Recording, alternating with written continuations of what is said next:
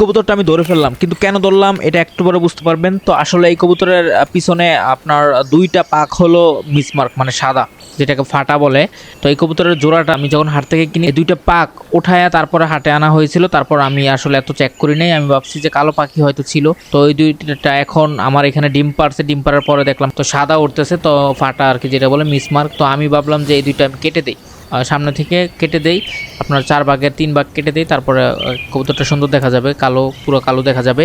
তো এটা করা আমার মোটেও ঠিক হয়নি, আমি পরে বুঝতে পারছি। কারণ এটা করার পরে দেখলাম পাখের যে গোড়া, এই গোড়া থেকে রক্ত বের হচ্ছে, এই যে দেখেন রক্ত বের হচ্ছে। আর এইখানে আরেকটা পাখনা যেটা সাদা বের হবে, মানে ছোট মাত্র বের হইতেছে আর কি।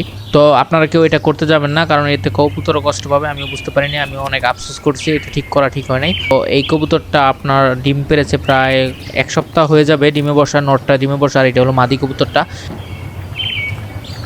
তো এই যে দেখেন নর কবুতরটা ডিমের ভিতরে বসে আছে। তো এরকমই দুইটাই আমি ভাবছি পুরোপুরি কালো, এটা দেখে আমি হাট থেকে কিনেছি, কিন্তু আনার ডিম পাড়ার কয়দিনের পরেই সাদা পাক বের হয়েছে। বন্ধুরা বলবেন এই জোড়াটা কেমন হয়েছে, আর হাট থেকে এটা আমি কিনেছিলাম মাত্র 800 টাকা দিয়ে। কবুতরের দামটা কি ঠিক আছে কিনা এটাও জানাবেন। ধন্যবাদ, আসসালামু আলাইকুম।